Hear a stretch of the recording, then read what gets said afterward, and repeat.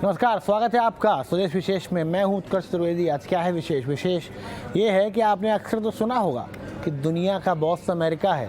आखिर क्यों है? वजह कई हैं। उन वजहों में से एक है उसकी करेंसी, इसको लगभग दुनिया इस्तेमाल करती है और अमेरिका भी अपने पैसे की ताकत के दम पर तानाशाही करता रहता है। लेकिन इस बार भारत ने अमेरिका की एक न सुनी और अपनी करेंसी भी ग्लोबल मार्केट में उतार दी है।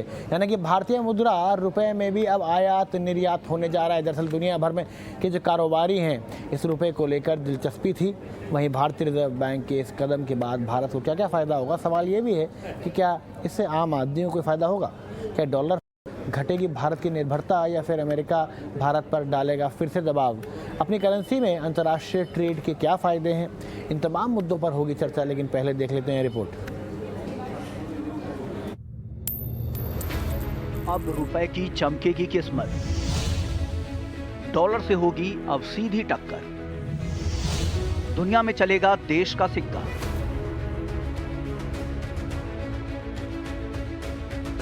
जी हां, अब रुपया भी डॉलर के साथ लाइन में आ खड़ा हो गया है। क्यों भारतीय रिजर्व बैंक ने ये इजाजत दे दी है? दरअसल रिजर्व बैंक ऑफ इंडिया ने बड़ा फैसला करते हुए इंटरनेशनल ट्रेड सेटलमेंट के लिए भारतीय रुपए के इस्तेमाल को इजाजत दे दी है और कहा है कि वैश्विक स्तर पर होने वाले हर कारोबार का निपटारा भारतीय रुपए में किया जा सकेगा। यहाँ पे आरबीआई ने डिसाइड किया है कि जो इंटरनेशनल ट्रेड सेटलमेंट है वो अब रुपये में हो सकता है और यहाँ पर इनवॉइसिंग, पेमेंट, सेटलमेंट, एक्सपोर्ट और इंपोर्ट दोनों का ये रुपये में पॉसिबल होगा। अब ये डिसीजन लिया इसलिए गया है क्योंकि रिजर्व बैंक का कहना है कि वो ग्लोबल ट्रेड के साथ साथ जो भारत का एक्सपोर्ट है उसको प्रमोट करना चाहता है। साथ ही साथ जो पिछले कई सालों से जो भारतीय रुपए में इंटरेस्ट था ग्लोबल ट्रेड कम्युनिटी का, उसको ध्यान में रखते हुए ये जो निर्णय है वो लिया गया है। दरअसल आरबीआई के इस फैसले के पीछे दो सामान्य वजह हैं। पहली ये कि भारतीय रुपए में ग्लोबल ट्रेडिंग कम्युनिटी की बढ़ती रुचि और दूसरी डॉलर में दिलचस्पी नहीं दिखाने वाले देशों से व्यापार।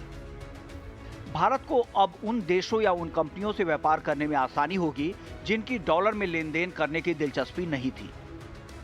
वहीं व्यापार सौदों के समाधान के लिए बैंकों को साझेदार कारोबारी देश के एजेंट बैंक के विशेष रुपया वॉस्ट्रो खातों की जरूरत होगी और इसी वॉस्ट्रो खाते में जमा राशि से भारतीय रुपए में भुगतान किया जा सकेगा।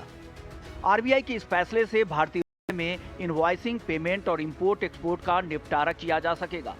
हालांकि इसके लिए एडी बैंकों को आरबीआई के विदेशी मुद्रा विभाग से पहले अप्रूवल लेनी होगी। आरबीआई बैंक ने एडी बैंकों को भारत में वॉस्ट्रो अकाउंट खोलने की अनुमति दी है। इस फैसले के बाद भारत के इंपोर्टर को भारतीय रुपए में पेमेंट करना पड़ेगा। इस अमाउंट को पार्टनर देश के बैंकों के विशेष वॉस्ट्रो खाते में जमा किया जाएगा। वहीं आरबीआई ने बैंकों को बिल बनाने, पेमेंट और रुपए में एक्सपोर्ट इंपोर्ट के निपटान के लिए एक अतिरिक्त इंतजाम करने का भी निर्देश दिया है। माना जा रहा है कि आरबीआई के इस फैसले से देश में कारोबारियों को सबसे ज्यादा फायदा मिलता नजर आएगा।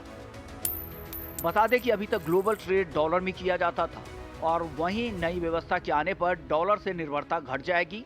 कारोबारी भी बिजनेस डील को भारतीय मुद्रा रुपए में कर पाएंगे, जिससे वो अधिक सक्षम होंगे। वहीं दूसरी ओर लगातार कमजोर होते रुपए को भी मजबूती मिलने में मदद मिलेगी। पेमेंट सेटलमेंट है वो पूरी तरीके से भारतीय रुपये में होगा। अभी तक आपने देखा होगा एक जो यूक्रेन का संकट आया था उसमें सैंक्शंस लगा दिए गए थे कंट्रीज पे, जिसमें बोला गया था कि जो लोकल करेंसी है उसमें सभी देश पेमेंट ना करें। तो ऐसा अगर कोई संकट आता है तो एक्सपर्ट का मानना है ये जो नया मैकेनिज्म आया है उससे काफी मदद मिलेगी।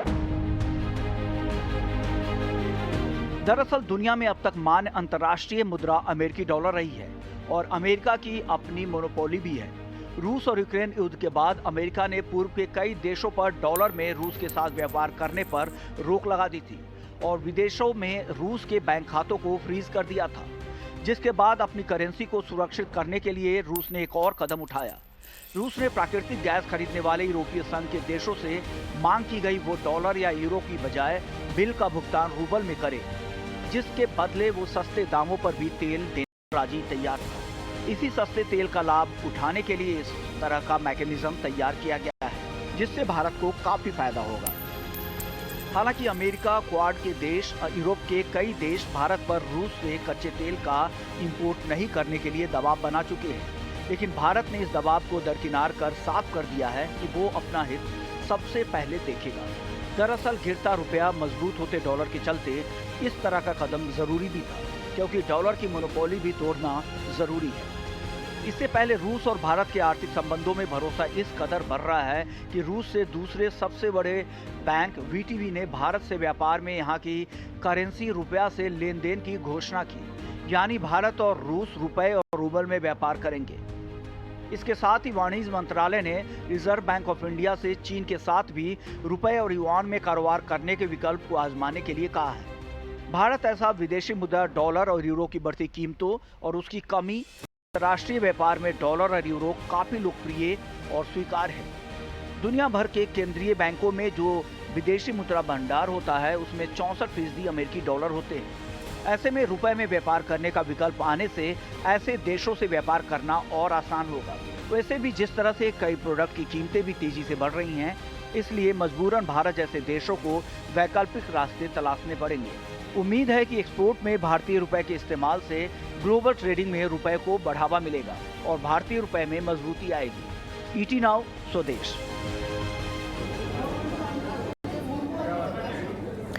चलिए, इसके क्या मायने होंगे? क्या आपके और मेरे जीवन पे इससे फ़र्क पड़ेगा? क्या देश मजबूत होगा? क्या रुपया मजबूत होगा? बहुत सारे सवाल हैं और हर सवाल पे चर्चा करेंगे, जानने की कोशिश करेंगे। और बहुत शानदार पैनलिस्ट हैं आज हमारे साथ। डॉक्टर अजय साहनी जो कि डायरेक्टर जनरल हैं और CEO हैं FIO के।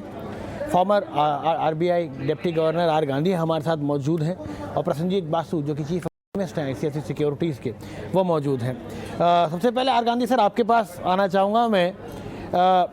RBI का जो एक फ़ैसला है, ये काफ़ी समय से मांग तो इसकी उठी रही थी, लेकिन अब फाइनली इसकी जो घोषणा हुई है, कितना बड़ा स्टेप देखते हैं जब हम आत्मनिर्भरता की बात करते हैं, जब हम अपने दम पे खड़े होने की बात करते हैं, उस पूरे जो सिलसिले में या सिलसिलेवार इस क्रम में आप इसको कितना बड़ा स्टेप देखते हैं? हाँ, RBI has always been thinking about making Indian rupee as an international currency. उसका पहला कदम ऐसा है कि किसी एक्सपोर्टर हो या इंपोर्टर हो, वो अपने ट्रेड के इनवॉइस इंडियन रुपी में कर देंगे। सो ऐसा करते समय दूसरे देशों का लोग और बिजनेस भारत से कुछ खरीदते हैं या भारत कुछ सामान बेचते हैं, वो इंडियन रुपी में इनवॉइस करके बिजनेस करते समय इंडियन रुपी इंटरनेशनल करेंसी ऐसा मान जाता है। इसलिए वो वही पहला कदम है एक। और दूसरा है भारतीय एक्सपोर्टर और इंपोर्टर को एक्सचेंज रिस्क नहीं होगा। इंडियन रुपी में इनवॉइस करते समय एक्सपोर्टर वो 1 करोड़ रुपया का सामान माल भेजे तो वो उसको 1 करोड़ रुपया मिलेगा। एक्सचेंज रिस्क दूसरी पार्टी के हाथों में होगा। सो वो एक ऐसा ही इंपोर्टर भी 1 करोड़ का मशीनरी खरीदे तो इंडिया में खरीदे तो बाहर से वो उसका 1 करोड़ ही देना पड़ेगा। उसके एक्सचेंज रिस्क काउंट बेचा है उसको उसके ऊपर होगा। वो एक बेनिफिट है भारतीय और रिपोर्टर के लिए, वो सेकेंडरी बेनिफिट है। तो तीसरा, इंटरनेशनल मार्केट में इंडिया का भारत का रुपी का बहुत एक्नॉलेजमेंट होते तो इंडियन रुपी इंटरनेशनल लेवल में खरीद सकते, बेच सकते, तो उसका प्रभाव बहुत होगा। इसलिए भारतीय रिजर्व बैंक ऐसा तय किया है कि इंडियन रुपी के इनवॉइस इंडियन रुपी में कर सकते हैं एंड सेटलमेंट भी इंडियन रुपी में कर सकते हैं। बहुत बहुत शुक्रिया सर। चलिए आगे बढ़ते हैं और बात करते हैं डॉक्टर अजय साहनी से। अजय सर, कितनी बड़ी रिलीफ है? और जो एक बात R गांधी सर ने कही कि आप 1000 करोड़ का सामान खरीदेंगे, आपको 1000 करोड़ की पेमेंट करनी होगी, वरना कई बार एक्सचेंज रेट में रुपए का दाम देख के और डॉलर रुपए के भाव देख के ट्रेड करना पड़ता था। और अक्सर हम भी यहाँ पे जब स्टॉक मार्केट की बात करते हुए कहते थे जो एक्सपोर्ट वाली कंपनियां फ़ायदा होगा, जो इंपोर्ट वाली है नुकसान है। बहुत सारी जो निर्भरता रहती थी वो डॉलर पे रहती थी, क्या आपको लगता है वो थोड़ी ख़त्म होती नज़र आएगी? ये जो मैकेनिज्म है बहुत टाइमली इनिशिएटिव है, बिकॉज आज की डेट में बहुत से कंट्रीज हैं who are acute short of foreign exchange. हम सिर्फ श्रीलंका नेपाल की बात नहीं कर रहे हैं, बहुत से अफ्रीकन कंट्रीज हैं, लैटिन अमेरिकन कंट्रीज हैं, they are short in foreign exchange. और उन्होंने ये भी बोला है कि जो भी एग्जिम ट्रांजेक्शन्स होंगे वो एलसी के थ्रू होंगे, जैसे वो अपना फोरवॉर्न होना चाहते हैं कि उनका फॉरेन एक्सचेंज कमिटमेंट क्या है, जो कि ट्रेड को प्रभावित कर रहा था। दूसरे से बहुत से ऐसी कंट्रीज हैं जिनके ऊपर सैंक्शंस लगी है और उनके कारण भी ट्रेड नहीं हो पा रहा था। तो ये आरबीआई का एनेबलिंग प्रोविजन है और हमें ये जरूर देखना होगा कि इस एनेबलिंग प्रोविजन में किस किस कंट्रीज के साथ हमारा ट्रेड हो सकता है। और जहां तक एक्सपोर्ट इंपोर्ट का सवाल है, ये भी हमें ध्यान में रखना चाहिए कि एक्सपोर्ट्स को उतना प्रभाव, अगर हम एक्सचेंज रेट की बात करें, बिकॉज फॉरवर्ड में प्रीमियम होता है, तो एक्सपोर्टर्स को डॉलर में जब एक्सपोर्ट करते तो शायद जो प्रीमियम का एडवांटेज मिलता था वो नहीं मिलेगा। ऑफ कोर्स उनको जो प्रीमियम को हेज करने के लिए जो वो करना पड़ता था, कवर लेना पड़ता था, वो भी नहीं लेना पड़ेगा। लेकिन जनरली हमने देखा है कि जो भी कवर मिलता था, फॉरवर्ड कवर करते थे, उसमें एक्सपोर्ट को फायदा जरूर रहता था। तो इस जो इनिशिएटिव से इंपोर्ट्स को बहुत फायदा होगा, एक्सपोर्ट को भी फायदा होगा, बिकॉज जब अपनी लोकल करेंसी में ट्रेडिंग करते हैं तो आपको जो है प्रमोट करने के लिए अपना एक्सपोर्ट वो बहुत ज्यादा अपॉर्चुनिटी मिलेगी। तो उस दिशा में अगर हम देखें तो ये बहुत बड़ा कदम है। दूसरी चीज हमें ये भी ध्यान रखना चाहिए कि ये एक तरह से इंडिकेशन दे रहा है कि हम फुल कन्वर्टेबिलिटी की ओर जा रहे हैं, बिकॉज हम इंडिया का अगर इंडियन रुपी को इंटरनेशनलाइज करना चाहते हैं तो हम एक तरह से फुल कन्वर्टेबिलिटी की ओर देखना चाह रहे हैं। लेकिन आई थिंक हमें ये जरूर इंपॉर्टेंट ये चीज है कि ये जो प्रोविजन रखा गया है उसको कितना एक्सपेंड करेगा। Are we talking about the countries for trading where they are short of foreign exchange, or countries which are under sanction, or we are making it open to any country to come under it? तो enabling provision जरूर है, बहुत अच्छा enabling provision है, but उसका जो भी practical aspect है उसको तभी मालूम चलेगा जब इस तरह के अप्रूवल मिलेंगे। और मेरे को लगता है कि जैसे to start with Russia, of course लग रहा है कि एक कंट्री जिसने अपना इंडिकेशन दिया है, इसको ऑपरेट करने के लिए आई थिंक दोनों कंट्रीज को एक्सेप्ट करना पड़ेगा। और अगर हम इस तरह का मैकेनिज्म उन कंट्रीज के साथ करते हैं जिनसे हमारा एडवर्स बैलेंस ऑफ ट्रेड है, तो इससे जो रुपए की जो कीमत बहुत गिर रही है उसको भी अरेस्ट करने में मदद मिलेगी। बिकॉज अगर हमारा मेजर इंपोर्टिंग कंट्रीज के साथ इस तरह का मैकेनिज्म होता है तो डॉलर डिमांड कम हो जाएगी, और अगर डॉलर डिमांड कम होती है तो रुपी थोड़ा स्ट्रेंथन होगा और जिससे ओवरऑल इंडियन इकोनॉमी को भी इसका फायदा मिलेगा। ये इंपॉर्टेंट पॉइंट है, और इस इंपॉर्टेंट पॉइंट पे प्रसन्नजीत सर मैं आपके पास आना चाहता हूँ। जो आज के ज़माने में हम हर रोज़ हमारी जो हेडलाइन होती है, जब 5 बजे शो शुरू करता हूँ तो एक हेडलाइन आजकल बड़ी लगातार बनी हुई है कि बिल्कुल रिकॉर्ड स्तर पे रुपया गिरा। क्या आज नहीं कल नहीं, लेकिन एक लंबे समय में, over a period of time, एक स्टेबिलिटी देने में रुपए को ये मदद करेगा? हाँ, बिल्कुल करेगा। और सिर्फ रुपी की मुद्रा गिर नहीं रही है, जितने करेंसीज हैं, जैसे कि आप यूरो को देखें, यूरो 27 देश की करेंसी है, तो उस करेंसी अब डॉलर के पैरिटी के नजदीक आ गई है। 1.2 1.25 से बिल्कुल 1 पे पहुंचने वाला है। तो जितने करेंसीज हैं, जितने देशों की मुद्रा है, सब की गिरावट हो रहा है अभी। तो इसमें इस समय जो हमारे वाणिज्य है, हमारे देश के व्यापार है अन्य देशों के साथ, उनमें कोई तकलीफ भी हो रही थी, जैसे कि रशिया के साथ जो हमारे ट्रेड है उस पे बहुत तकलीफ आ रही थी क्योंकि रशिया के सैंक्शंस है। तो ये that is the first reason.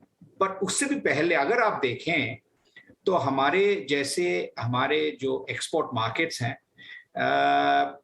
तीसरी हमारे देश के तीसरी एक्सपोर्ट मार्केट है यूएई से हम बहुत तेल इंपोर्ट करते हैं, पर हमारे देश के बहुत एक्सपोर्ट भी वहां जाता है।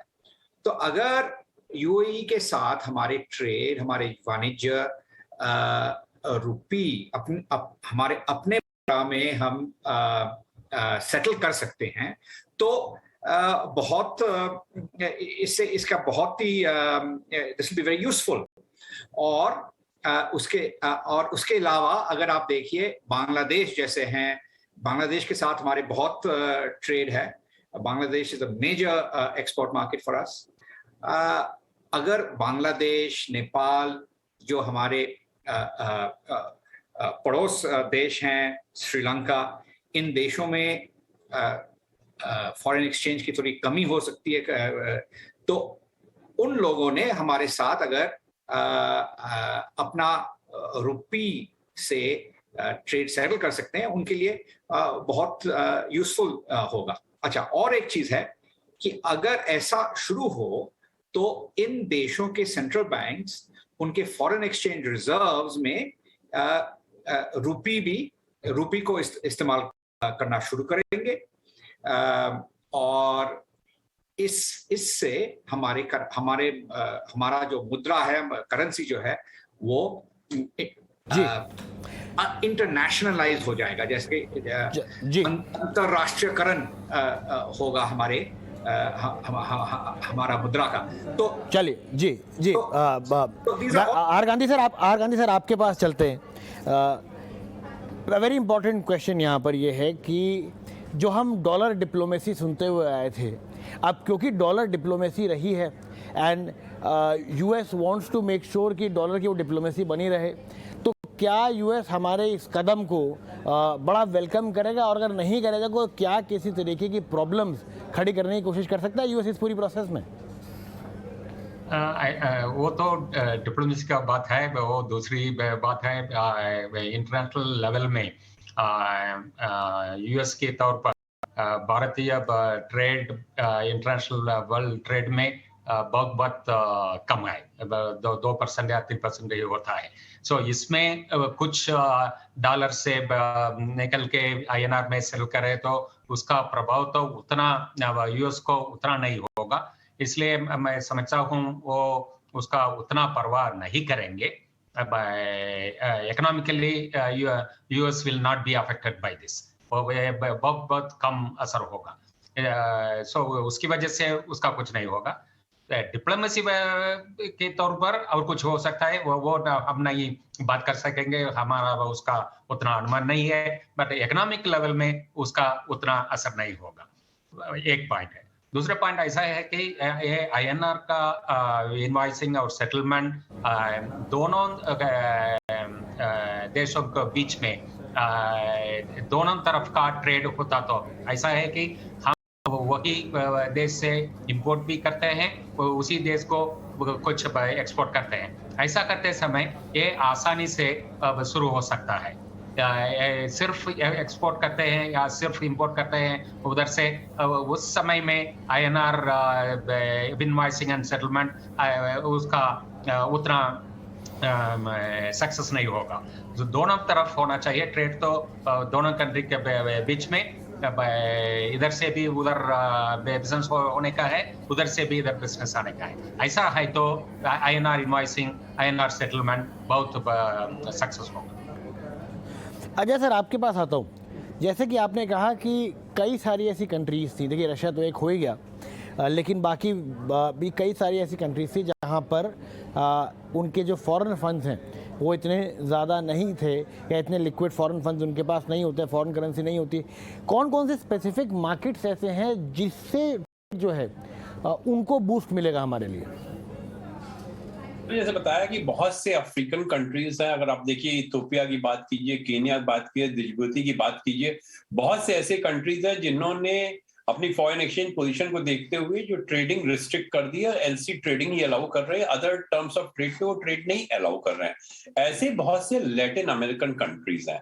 लेकिन देखिए जो भी ये प्रोविजन है, ये प्रोविजन जो है, जैसा अभी RBI से भी बात हुई कि दोनों कंट्रीज को एग्री करना होगा, ये कोई एक साइड से कंट्रीज डिसीजन नहीं लेगा। और इसमें बहुत इंपॉर्टेंट फैक्टर आएगा कि ये जरूर हर कंट्री ध्यान रखेगा कि अगर उसका बैलेंस ऑफ ट्रेड फेवरेबल है तो वो इस मैकेनिज्म में जाता है, तो जो उसको एक्स्ट्रा डॉलर मिलते हैं वो डॉलर शायद नहीं मिलेंगे। तो वो भी एक कॉल लेनी पड़ेगी।